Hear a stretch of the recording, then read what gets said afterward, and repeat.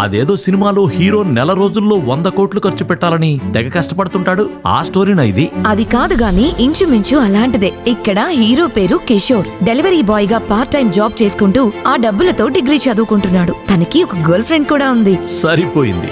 తాను దూరడానికి సందు లేకుండా ఉంటే మళ్ళీ మెడకో డోర్ కూడానా? సర్లే, నువ్వు ముందుకెళ్ళు. కొన్ని రోజుల తర్వాత కిషోర్ ని తన గర్ల్ ఫ్రెండ్ వదిలేసింది. బాగా డబ్బున్న ఇంకొకటితో డేటింగ్ చేస్తుంది. దాంతో కిషోర్ బాగా డిప్రెషన్ లోకి వెళ్లిపోయాడు. అంతే కదా, డబ్బున్నంత వరకే ప్రేమ ఉంటుంది. ఈ పిచ్చోడికి తెలియదేమో. కిషోర్ కి అన్నీ తెలుసు కానీ ఏమీ చేయలేని పరిస్థితి. నిజానికి కిషోర్ బాగా డబ్బున్న ఫ్యామిలీకి చెందినవాడు. కొన్ని నిబంధనలు వేసి కొన్ని సంవత్సరాల పాటు కిషోర్ ని ఫ్యామిలీ నుంచి వెలివేశారు. ఈ అవధిలో కిషోర్ ఒక కఠినమైన పరీక్షలో పాస్ అవ్వాల్సి ఉంది. పాపం కిషోర్ చేతిలోకి వచ్చి నోటి వరకు రాకపోవడం అంటే ఇదే. కానీ కిషోర్ అన్ని సంవత్సరాలు పూర్తి చేసేశాడు. సరిగ్గా తన గర్ల్ ఫ్రెండ్ వదిలేసిన తర్వాత బ్యాంక్ నుంచి కిషోర్ కి ఒక మెసేజ్ వచ్చింది. చూసావా, గర్ల్ ఫ్రెండ్ తో పాటు దరిద్రం కూడా పోయింది. ఆదూర్స్. కానీ కిషోర్ కి అసలు ప్రాబ్లం ఇప్పుడు మొదలైంది. ఆ మెసేజ్ ప్రకారం బ్యాంక్ కి వెళ్లాడు. అక్కడ కిషోర్ ఒక అమ్మాయితో జస్ట్ 2 మినిట్స్ మాత్రమే మాట్లాడాడు. అదంతా సీసీ కెమెరాలో రికార్డ్ అవ్వడంతో బ్యాంక్ సిబ్బంది కిషోర్ ని పట్టుకుని ఇమీడియట్ గా జైల్లో వేయాలని ఆదేశించారు. కిషోర్ అక్కడి నుంచి పారిపోయాడు. ఏంటి పారిపోయాడా? వాడికేమైనా పిచ్చా? అసలు బ్యాంకు లోపల అసలు పని చేసుకోవడం మానేసి ఆ అమ్మాయితో ఎందుకు మాట్లాడాడు? ఒకవేళ మాట్లాడినా సీసీ కెమెరాలు చూసి బ్యాంక్ వాళ్ళు ఎందుకు కిషోర్ ని ఏకంగా జైల్లోనే వేయాలని ఆదేశించారు? అసలు ముందు కిషోర్ ని ఎందుకు ఇంట్లో నుంచి వెలేశారు? అన్ని వదులుకుని కిషోర్ ఎలాంటి టెస్టులో పాస్ అవ్వాలి? ఇప్పుడు కిషోర్ పరిస్థితి ఏంటి? జోరుగా పడుతున్న వర్షాన్ని ఏమాత్రం లెక్క చేయకుండా ఫాస్ట్ గా బైక్ మీద వెళ్తున్నాడు కిషోర్. అప్పుడే ఫోన్ రావడంతో బండిని ఒక చోట ఆపి ఫోన్ లిఫ్ట్ చేశాడు. హలో, అర్జెంట్ గా నాకు కండోమ్ ప్యాకెట్ కావాలి. డూరెక్స్ బ్రాండ్. ఎన్ని ఫ్లేవర్స్ దొరికితే అన్ని hotel Blue Moon room number 102కి తీసుకొచ్చి ఇవ్వు. కమ్ ఫాస్ట్ అని చెప్పి కాల్ కట్ చేశాడు అవతల వ్యక్తి. వారం రోజులుగా పడుతున్న వానలకి నగరంలో 2వ ప్రమాద హెచ్చరిక కూడా జారీ అయ్యింది. కానీ ఒకసారి ఆర్డర్ వచ్చాక వెనక్కి తగ్గే రకం కాదు కిషోర్. అందుకే బైక్ స్టార్ట్ చేసి రెగ్యులర్ గా కండోమ్స్ కొనే మెడికల్ షాప్ కి బయలుదేరాడు. కిషోర్ ప్రస్తుతం సిటీలోనే ఉన్న ఆక్స్ఫర్డ్ కాలేజీలో డిగ్రీ చేస్తున్నాడు. ఆ కాలేజ్లో చదివే స్టూడెంట్స్ అంతా డబ్బున్న వాళ్లే. కిషోర్ మాత్రం తన హాస్టల్ ఫీజుకి కూడా డబ్బులు లేక చిన్న చితక పార్ట్ టైం జాబ్స్ చేస్తూ జీవితాన్ని నెట్టుకొస్తున్నాడు. అందులో ఈ కండోమ్ డెలివరీ బాయ్ ఉద్యోగం కూడా ఒకటి. ఆర్డర్ యాక్సెప్ట్ చేశాక 5 నిమిషాల్లో మెడికల్ షాప్ కి చేరుకున్న కిషోర్ తడిచిన తన తల తుడుచుకుంటూ, హలో అన్నా, నమస్తే. చాక్లెట్ ఫ్లేవర్, వెనీలా ఫ్లేవర్, ఇలా ఏ ఉంటే అవి మొత్తం ఫ్లేవర్స్ అన్ని ప్యాక్ చేసి ఇవ్వండి అన్నా అని అడిగాడు. ఏంటి తమ్ముడు, ఏంటి స్పెషల్? ఇన్ని ఫ్లేవర్స్ అడుగుతున్నావు, ఏంది కథ అని కవ్విస్తున్నట్టుగా అడిగాడు మెడికల్ షాప్ ఓనర్. ఇప్పుడే ఒక ఆర్డర్ వచ్చింది. ఈ కస్టమర్ ఎవడో గాని గట్టిగానే ప్లాన్ చేసినట్టున్నాడు. లేకపోతే ఎన్ని ఫ్లేవర్స్ ఏం చేసుకుంటాడు చెప్పు అని ఒక నవ్వు నవ్వి ఆ ప్యాకెట్స్ అన్ని ప్యాక్ చేసుకుని అక్కడి నుంచి బయలుదేరాడు. కిషోర్ ఇక్కడికి వచ్చే ముందే తన గర్ల్ ఫ్రెండ్ చాన్నాళ్లుగా అడుగుతుందని రెడ్ కలర్ డిజైనర్ ఫ్రాక్ కొన్నాడు. అది గుర్తొచ్చి తెల్లారితే నా డార్లింగ్ బర్త్డే, తన కోసం కొన్న ఈ గిఫ్ట్ ఇస్తే తెగ హ్యాపీగా ఫీల్ అవుతుంది. అడ్వాన్స్ హ్యాపీ బర్త్డే బేబీ అని ముసిముసిగా నవ్వుకుంటూనే బైకు వేగం పెంచాడు కిషోర్. ఆ ఫ్రాక్ కొనడానికి డబ్బులు సరిపోక 4 నెలల నుంచి ఈ కండోమ్ డెలివరీ బాయ్ గా పార్ట్ టైం జాబ్ చేస్తున్నాడు. ఆమంటే కిషోర్ కి అంత ప్రేమ. తన గర్ల్ ఫ్రెండ్ గురించి, ఆమె కోసం కొన్న రెడ్ కలర్ ఫ్రాక్ గురించి ఆలోచిస్తూ ఉండగానే వాన ఇంకా రెట్టించింది. వానలో తడుస్తూనే హోటల్ కి చేరుకున్నాడు. బైక్ ని బయటే పార్క్ చేసి తన షర్ట్ కి అంటుకున్న బురదని తుడుచుకుంటూ హోటల్ లోపలికి అడుగుపెట్టాడు. పార్సిల్ తీసుకుని హోటల్ రూమ్ కి చేరుకున్న కిషోర్ రూమ్ బయటికి వినిపిస్తున్న ఇంటిమేట్ లవ్ మేకింగ్ తాలూకు సౌండ్స్, మాటలు విని ఈ గొంతెక్కడో విన్నట్టుందే అని మనసులోనే అనుకున్నాడు. 2-3 సార్లు కాలింగ్ బెల్ కొట్టాక రూమ్ లో నుంచి వచ్చిన వ్యక్తిని చూసి ఒక్కసారిగా షాక్ అయిపోయాడు. డోర్ ఓపెన్ చేసిన తర్వాత తన క్లాస్మేట్ సురేష్ ని చూసి స్టన్ అయిన కిషోర్ అస్తవ్యస్తంగా అతని నడుముకు వేలాడుతున్న టవల్ని గమనించి లోపల జరిగేది అర్థం చేసుకున్నాడు. హే సురేష్, నువ్వే నా ఆర్డర్ చేసింది. నేనిది ఎక్స్పెక్ట్ చేయలేదు. ఇదిగో నువ్వు అడిగిన ప్యాకెట్స్, నువ్వు చెప్పిన ఫ్లేవర్స్ అన్నీ తీసుకొచ్చాను. ఎంజాయ్ అని తన చేతిలోని కవర్ అతనికి అందించాడు. తన ముందు నిలబడ్డ కిషోర్ని చూసి కొద్దిగా తడబడిన సురేష్ అతని వంక సూటిగా చూడకుండానే తల వంచుకుని ఎంతైంది కిషోర్ అని అడిగి అమౌంట్ కోసం లోపలికెళ్లాడు. అప్పటి వరకు డోర్కి అడ్డుగా నిలబడ్డ సురేష్ లోపలికి వెళ్తుండడంతో సురేష్తో ఉన్న అమ్మాయి ఎవరో తెలుసుకోవాలన్న చిన్న యాంగ్జైటీ తనలో కలిగింది. కిషోర్ మెల్లగా లోపలికి తొంగి చూసి బెడ్ మీద హెయిర్ ని సరిచేసుకుంటూ కూర్చున్న లాస్యని చూసి స్టన్ అయ్యాడు. తను చూస్తున్నది ఎవరో నమ్మలేనట్టుగా టెన్షన్ పడుతూ మరోసారి కళ్ళు నులుముకుని చూశాడు.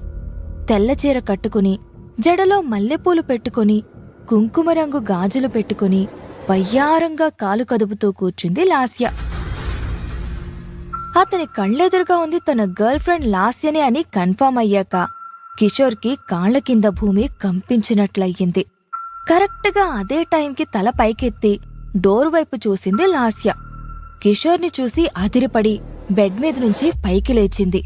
కిషోర్, నువ్వు ఇక్కడ అంటూ మాటల కోసం తడుముకుంటున్న లాస్యని చూసి పళ్ళు పటాపటా కొరికాడు కిషోర్. అదే నేనడగాలి, అసలు నువ్వేంటిక్కడ అని సీరియస్ గా అడిగాడు కిషోర్. రూంలో అడుగుపెట్టి ఆమెకి ఎదురు వచ్చి నిలబడ్డాడు కిషోర్. లాస్యకి ఏం చెయ్యాలో, ఏమని మాట్లాడాలో అర్థం కాక 2 అడుగులు వెనక్కి వేసింది. లాస్యా, ఫ్రెండ్ని కలిసొస్తానని చెప్పావు కదా, మరిక్కడేం చేస్తున్నావు? పర్సనల్ మీటింగ్ అంటే ఇదేనా అని ఆవేశంగా అన్నాడు. అక్కడ జరుగుతుంది చూస్తుంది ఏమాత్రం నమ్మలేనట్టుగా హోటల్ రూమ్ అంతా పరికించి చూశాడు. బెడ్ మీద మల్లెపూలు, గులాబీ పువ్వులు పరిచున్నాయి. గదంతా అత్తరు పరిమళం గుబాళిస్తోంది. సరిగ్గా అప్పుడే లోపల్నుంచి అమౌంట్ తీసుకొచ్చిన సురేష్ లాస్యను నిలదీస్తున్న కిషోర్ని చూశాక తనకి మొత్తం విషయం అర్థమైంది. కూల్ కిషోర్, నీ బాధ నాకు అర్థమైంది. Just relax. ఇదిగో నీ కష్టానికి నేనిచ్చే gift. Take this and leave అని కరెన్సీ నోట్స్ ని కిషోర్ మొహం మీద పొగరుగా విసిరేశాడు. సురేష్ ప్రవర్తనకి కోపమొచ్చిన కిషోర్ తన షర్ట్ కాలర్ని గట్టిగా పట్టుకున్నాడు. ఇంతలో లాస్య ముందుకొచ్చి కిషోర్ని గట్టిగా పక్కకు తోసేసింది. హే కిషోర్, నీకేమన్నా మతిపోయిందా? He's my boyfriend. నీలాగా పూటకి లేనివాడు కాదు. చిన్న విషయాలు కూడా మనీ అరేంజ్ చేసుకోవాలంటే ఇబ్బంది పడే రకం అంతకన్నా కాదు. He's a millionaire and he can give me anything. అర్థమైందా? సో ప్లీజ్ లీవ్ అనంది కోపంగా. లాస్య అంత పొగరుగా మాట్లాడడం కిషోర్ నమ్మలేకపోయాడు. ఆమె అంటున్న ఒక్కో మాటకి అతని గుండెల్లో గుణపొందించినంత నొప్పి కలిగింది. ఏంటి, నీకు బాయ్ ఫ్రెండా? ఇదెప్పటినుంచి లాస్య? మరి నేనెవర్ని అని కోపంగా తన చెయ్యి పట్టుకోబోయాడు.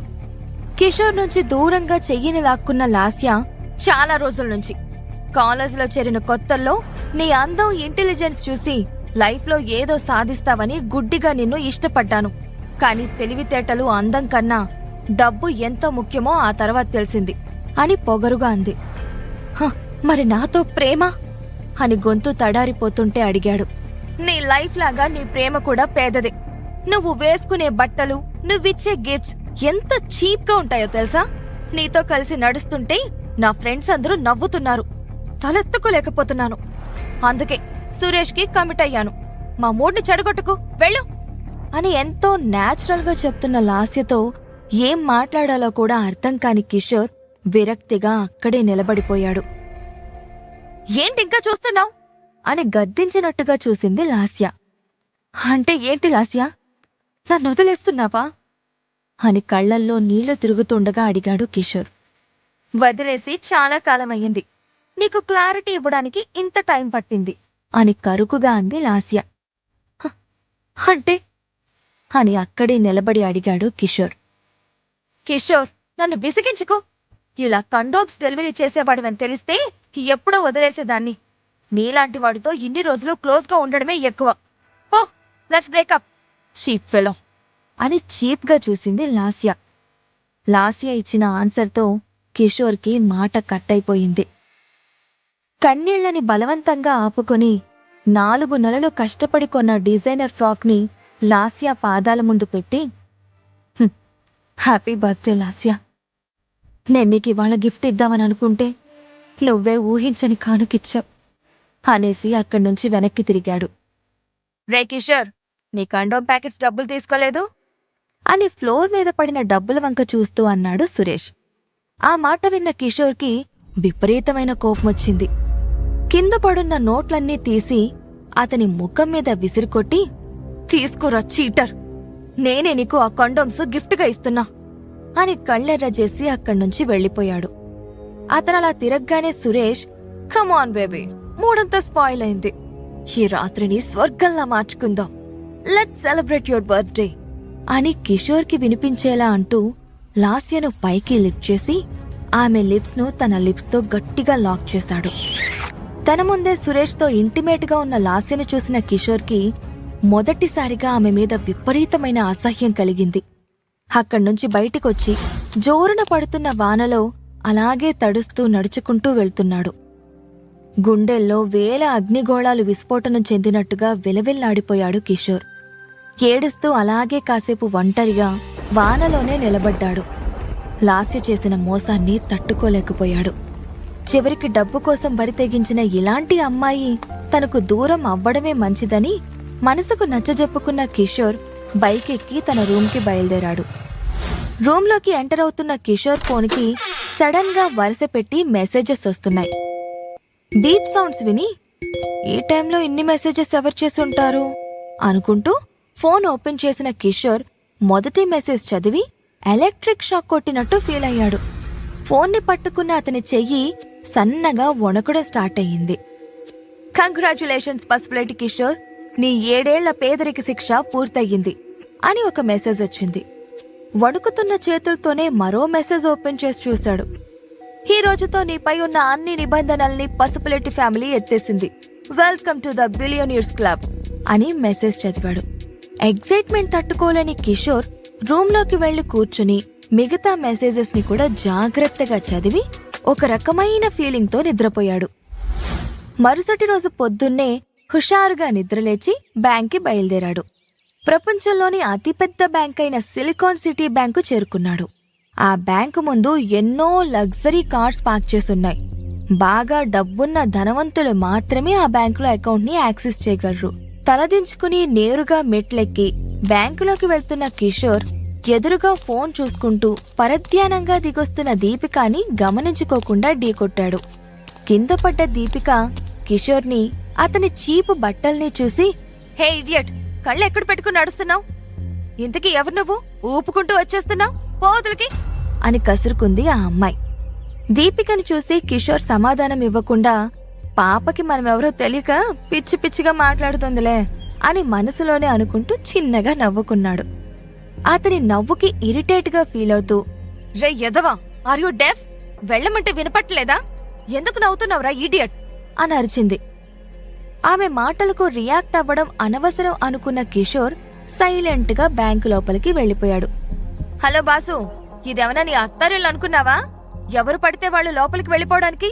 ఇదేం సత్రం కాదు, వరల్డ్ టాప్ మోస్ట్ బ్యాంక్, బయటికి నడు అంటూ గోల చేసింది ఆ అమ్మాయి. ఆ అమ్మాయి మాటలకు ఫీల్ అయి, హలో మేకప్ పాప, మర్యాదగా మాట్లాడు, నాకు లోపల పనుంది, లోపలికి వెళ్లాలంటే నీ పర్మిషన్ తీసుకోవాలని రాజ్యాంగంలో రాసుందా అని కఠినంగా అన్నాడు కిషోర్. కిషోర్ మాటలకు కోపగించుకున్న Deepika, you beggar, how dare you అని అతన్ని కొట్టేందుకు చెయ్యి పైకెత్తింది. కిషోర్ రియాక్ట్ అవ్వకముందే ఆ చేతిని ఆపింది. అప్పుడే అక్కడికొచ్చిన ఆ బ్యాంక్ ఎంప్లాయ్ కుందన. తనను మధ్యలోనే ఆపిన కుందనను చూసి, హాయ్ కుందన, కరెక్ట్ టైంకొచ్చావు. చూడు, వీడెవడో కూడా తెలీదు, బ్యాంకులోకి వితౌట్ పర్మిషన్ ఎంటర్ అవుతున్నాడు, ఆపబోతే నన్నే తిట్టాడు, బస్తీ ఎదవా అని కంప్లైంట్ ఇచ్చింది దీపిక. ఇట్స్ ఓకే దీపిక, మీరు వెళ్ళండి, ఐ విల్ హ్యాండిల్ ఇట్ అని దీపికని పంపించి కిషోర్తో మాట్లాడడానికి వెనక్కి తిరిగింది కుందన. కాని అతను అక్కడ కనిపించకపోవడం చూసి, పాపం ఇది కూడా నార్మల్ బ్యాంక్ అనుకుని వచ్చుంటాడు, కాదని తెలుసుకుని వెళ్లిపోయి ఉంటాడు అనుకుంది. తన రూంలోకి వెళ్లబోయిన కుందన బ్యాంకు లోపలికి ఎంటర్ అయి విఐపి సెక్షన్ వైపు వెళ్లబోతున్న కిషోర్ను చూసి గుండె ఆగినంత పని అయ్యింది. హే నిన్నే, ఆగు, అసలెలా వచ్చావు లోపలికి? ఈ బ్యాంక్ నీలాంటి వాళ్ల కోసం కాదు, వెళ్ళు అని మృదువుగా చెప్పి అతన్ని ఆపింది. ఆ పాప గోల అయిపోయింది, ఇప్పుడు నీ గోల మొదలైందా అని మనసులోనే అనుకున్న కిషోర్ కుందనతో మాట్లాడుతూ, మీరు పొరబడుతున్నారు, నాకీ బ్యాంకులో అకౌంట్ ఉంది అని సమాధానమిచ్చాడు. కిషోర్ వైపు చూసిన కుందనికి అతని అవతారం చూసి విపరీతమైన కోపం వచ్చింది. గట్టిగా తిట్టాలనిపించింది. కాని తన చుట్టూ ఉన్న కస్టమర్స్ డిస్టర్బ్ అవుతారు అన్న కన్సర్న్తో కోపాన్ని కంట్రోల్ చేసుకుంటూ, హలో గల్లీ ఫిలో, నీ దగ్గరున్న ఏటీఎం కార్డు అకౌంట్ బుక్ ఏది ఇక్కడ పనిచేయదు. ఇది కేవలం శ్రీమంతుల కోసం ఓపెన్ చేసిన బ్యాంక్. నీకు చెప్పినా అర్థం కాదు. నా టైం వేస్ట్ చేయకుండా దయచేసి బయటికెళ్ళు అని రిక్వెస్ట్ గా అంటూనే అరిచింది కుందన. అబ్బా, నా గర్ల్ ఫ్రెండ్ మోసం చేసిందన్న బాధలో నేనుంటే పొద్దున్నే మీ గోలేంటమ్మా అని విసుక్కుంటూనే ఆమెకి ఆన్సర్ చెయ్యకుండా విఐపి సెక్షన్ వైపు నడిచాడు కిషోర్. ఆ సెక్షన్లోకి వెళ్లడానికి కుందనకు, బ్యాంకు మేనేజర్కి, చాలా కొద్ది మంది విఐపి కస్టమర్స్ కు మాత్రమే పర్మిషన్ ఉంటుంది. ఆ కస్టమర్స్ ఇందులోకి అడుగు పెట్టాలన్నా కూడా గోల్డెన్ కార్డ్ తప్పనిసరి. అందుకే కళ్ల ముందే తన మాట లెక్క చేయకుండా కిషోర్ లోపలికి వెళ్లేందుకు ట్రై చేయడం చూసి ఆమెకి ఎక్కడలేని కోపం వచ్చింది. హే, ఏం చేస్తున్నావు? చెవులు పనిచేయట్లేదా? ఆగు అని అరుస్తున్నా కూడా పట్టించుకోకుండా విఐపి సెక్షన్ డోర్ తెరిచి లోపలికి అడుగుపెట్టాడు కిషోర్.